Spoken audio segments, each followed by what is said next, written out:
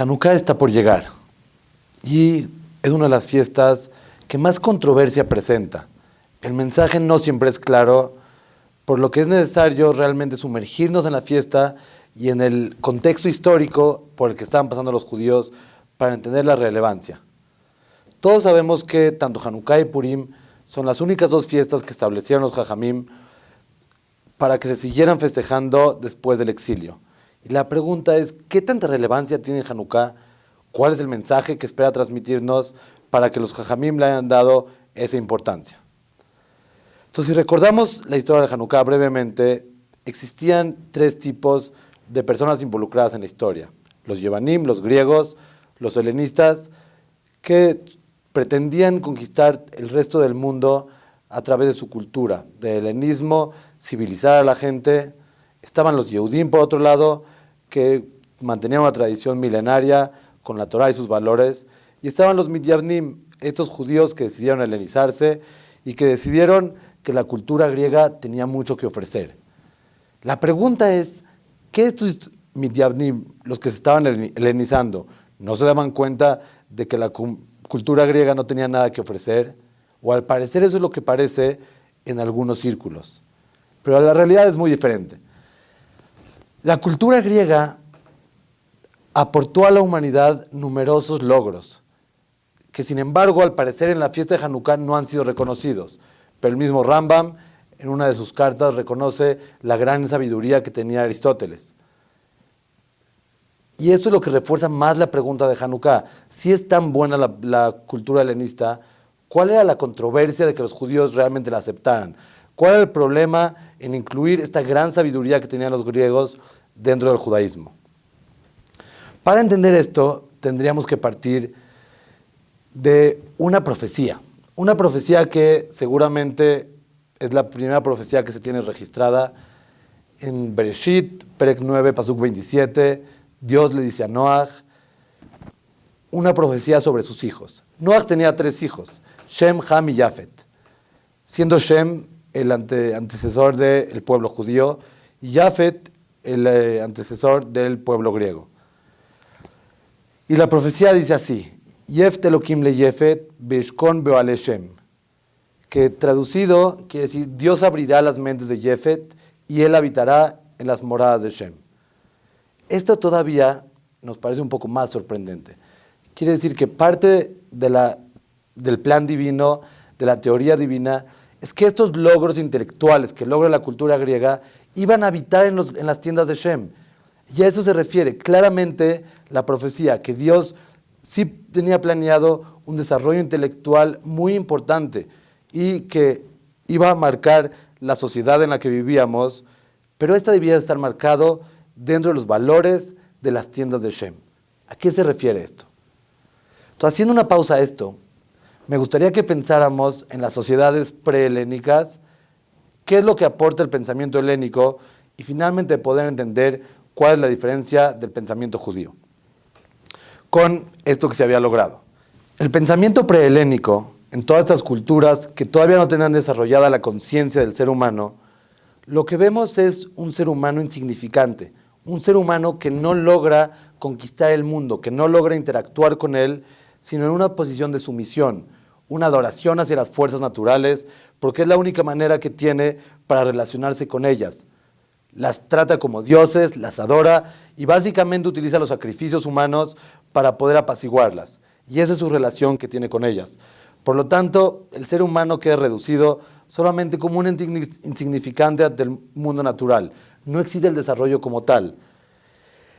Y el único desarrollo intelectual que se pretende en estas culturas que sucede es un desarrollo en base a necesidad, en base a la necesidad de comer, en base a la necesidad de vivir. Solamente el pensamiento se desarrolla en base a estas necesidades y no en base a una intención del desarrollo del ser humano, sino, como mencionamos, un desarrollo limitado que se va originando no desde el ser humano, sino que el mundo que nos rodea es lo que promueve o lo que exige el desarrollo del ser humano para que pueda sobrevivir.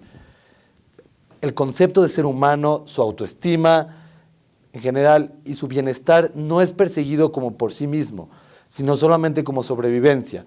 Y el miedo que es utilizado entre los habitantes por parte de sus dirigentes es el arma más poderosa para controlar a estas personas, y se vuelven sociedades altamente supersticiosas, y es la única manera que pueden controlar al ser humano, no a través del desarrollo, sino a través del control, del miedo y de mantenerlos básicamente sujetados. Aquí es donde entra Grecia. Grecia conquista, como sabemos, gran parte del mundo antiguo. Alejandro Magno lo conquista y empieza a crear lo que hoy conocemos como el hombre civilizado. Es la primera vez en la historia que el hombre dirige la visión no hacia afuera, sino hacia adentro. El hombre se empieza a percibir hacia sí mismo y se pregunta: ¿quién soy? ¿A qué puedo lograr? ¿Cuáles son mis capacidades?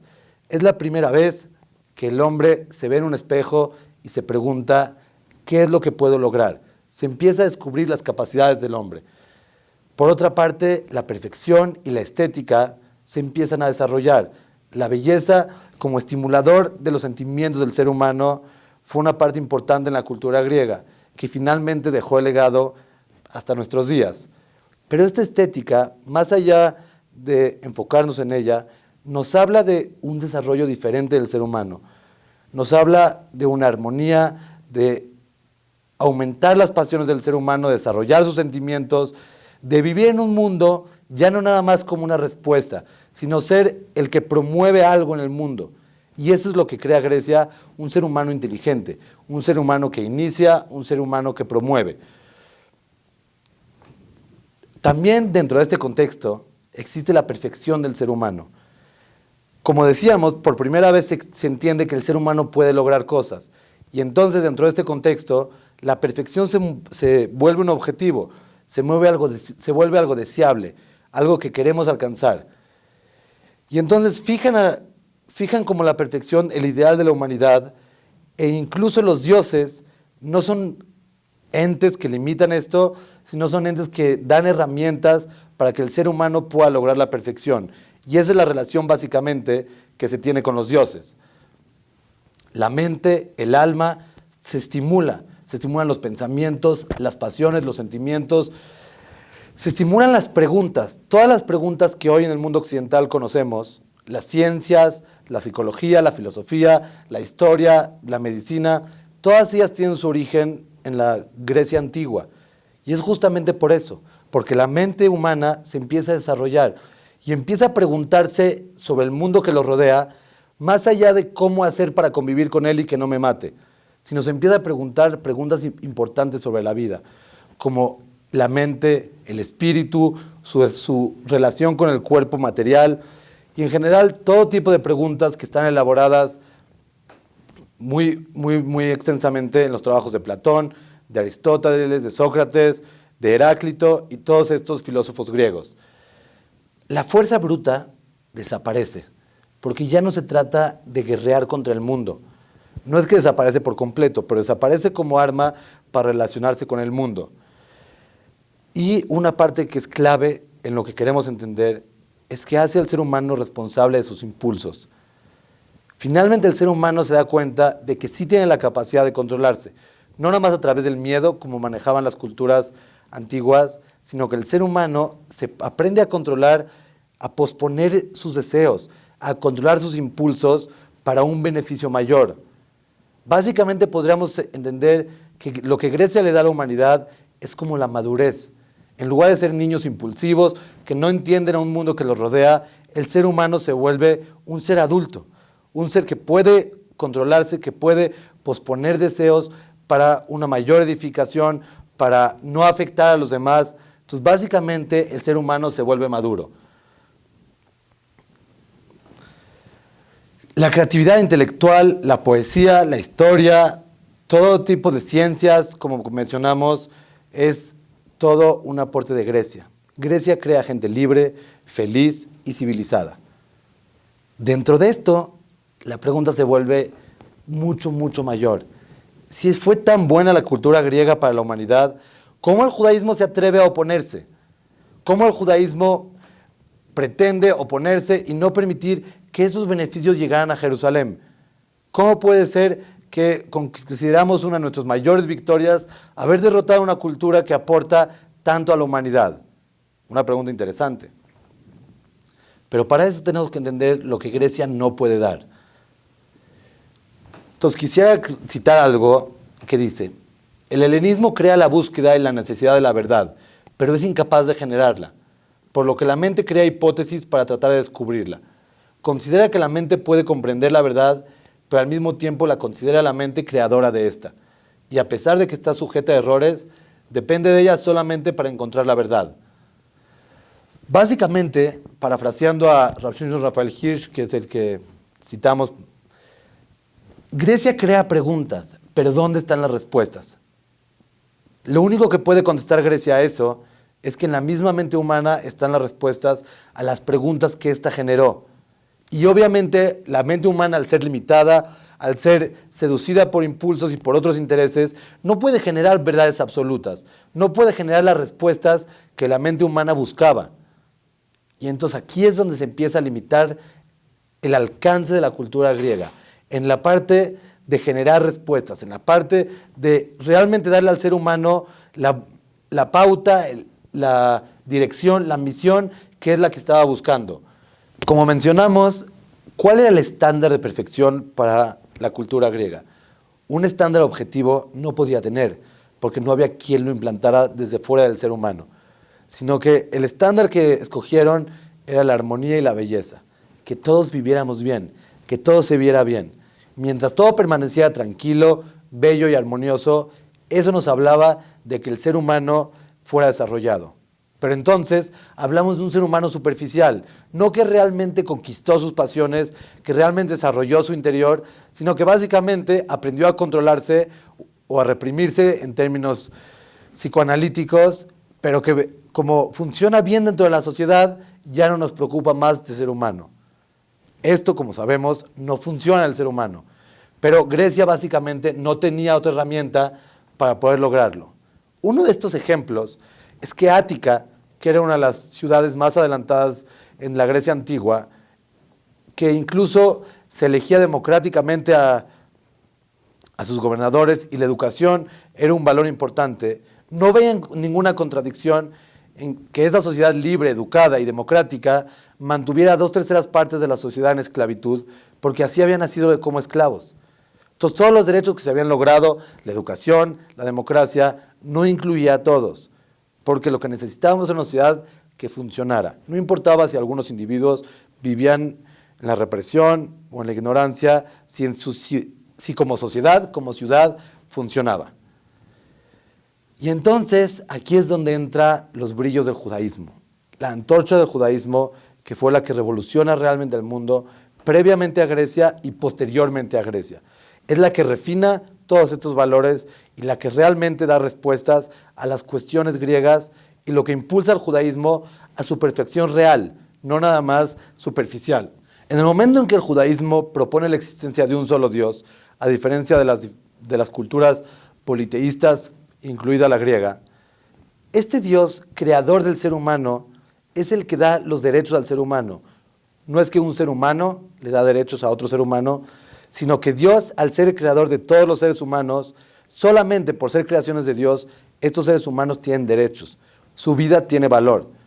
Por lo cual, ningún ser humano puede jugar con la vida de otro, sino que cada ser humano tenemos valor. Entonces, de pronto, cualquier oprimido, en cualquier parte del mundo, en cualquier guerra y en cualquier situación, tiene a quien clamar. Esto fue el invento del judaísmo. Esto fue, no el invento obviamente, sino fue lo que creó, lo que insertó dentro de la civilización para que todos los seres humanos pudieran tener acceso a este derecho divino, a su valor como ser humano, a sentir que nadie puede oprimirlos y que nadie los puede hacer de menos. Ahorita en la sociedad occidental nos parece un derecho básico, nos parece incluso algo antes de la carta que emitió la ONU sobre los derechos humanos de la humanidad. Pero en estos momentos, cuando estamos hablando de la cultura griega y cuando nos damos cuenta que ellos podían tener esclavos, podían mantener grandes partes de la población en miseria, el valor que tenía este concepto dentro de la cultura antigua es impresionante. realmente iluminaba el mundo. Ni hablar de los conceptos posteriores en los romanos, en que la vida humana simplemente, cuando era esclavos o cuando era alguien que habían adquirido para poder jugar en el Coliseo con los leones, nos parece completamente lamentable que la vida humana pudiera ponerse en juego para que alguien más se divirtiera. Y sin embargo era algo oficial, que el Coliseo romano funcionaba para que todos fueran a divertirse, para ver cómo se mataba a un ser humano. En el judaísmo ese pensamiento no tiene cabida, porque ninguna vida humana tiene poco valor para que otro ser humano la utilice. En cuanto a los valores, estos valores no son, como dice Kant, creados dentro del ser humano, sino que es algo que se creó fuera. Es una escala de valores que viene de fuera del ser humano. Y eso es lo que la hace objetiva. Porque el único que puede, el único ente que puede crear una escala de valores objetiva es Dios. Porque Él, al crear al ser humano, decide cuáles son los requerimientos que éste tiene que cumplir, su misión, su destino, y qué es lo que se llama realmente un ser humano perfecto para que toda la humanidad pudiera dirigirse a eso. Y eso es lo que da el judaísmo, valores absolutos. Cuando la Torá fue entregada al ser humano, al pueblo de Israel en Sinai, no dio un esquema de leyes para que un pueblo supiera cómo comportarse o qué hacer en ciertos momentos. Lo que Dios entregó es realmente una escala de valores absolutos bajo el cual toda la humanidad debería de regirse, bajo el cual la humanidad, cada vez que se preguntara hacia dónde tengo que dirigirme, cuál es el punto que tengo que seguir, cuáles son, si este acto que voy a realizar la próxima hora, si esta manera de comportarme con mi esposa, con mis hijos, como sociedad y como país están correctos, tendríamos que voltear a la Torá para saber si Dios opina que son correctos o no. Y de esta manera el ser humano se refina completamente. No es una cuestión superficial, no es una cuestión que nada más es para mantener la armonía, porque a Dios no le interesa eso. A Dios lo que le interesa es un ser humano desarrollado. Un ser humano que realmente aspira a la perfección por adentro y por afuera. Que eso es lo que nos recuerda el maasé que pasó, el hecho que pasó, que cuenta el Talmud, que en la academia talmúdica no dejaban entrar a la gente que no fuera tanto por fuera como por dentro de la misma manera. Kol she'en tojo kebaró, que no es por dentro como por fuera de la misma manera, no podía entrar al Bet Midrash. Finalmente se quitó esa regla. Pero la existencia posible de una regla así nos habla de la realidad del judaísmo, que quiere crear seres humanos perfectos, no seres humanos que aparenten ser perfectos. Los conceptos que hoy parecen normales, como ayudar al prójimo, darse de acá, dar ayuda a la gente, dijimos visitar al enfermo, no poder robar el pensamiento de otra persona, no poder mentir, incluso fuera del pueblo judío, que hoy en día nos parecen buenos, normal que no podamos robar, normal que no podamos mentir. Dice, en ese momento, incluso hoy en día son revolucionarias, son valores morales y reglas que solamente Dios podía crear. Y eso es lo que le da al judaísmo su superioridad sobre la cultura griega. Dar respuestas divinas a las preguntas humanas. Las preguntas humanas son invaluables, porque si no tenemos preguntas, la Torá nunca hubiera podido iluminar al ser humano. La Torá viene a dar respuestas a una humanidad sedienta de preguntas, a una humanidad que busca la perfección humana. Eso es lo que da griega. Pero si no tenemos la Torá, las preguntas no nos sirven porque no podemos dar respuestas y las respuestas que se dan son limitadas, relativas y finalmente solamente respuestas humanas. Quisiera terminar con una cita otra vez de Rab Shimshon Raphael Hirsch que dice: no fue Yehudá el Macabí el que derrotó a Antiochus, fue la luz del judaísmo que ganó la victoria frente al deslumbrante brillo del esplendor helénico. Hoy en día podemos dar cuenta de que la cultura griega, las preguntas son realmente espléndidas, realmente impactantes y que atraen a las mentes humanas. Pero no podemos olvidarnos de que finalmente la cultura judía, la Torá, es la que realmente tiene la respuesta a las preguntas.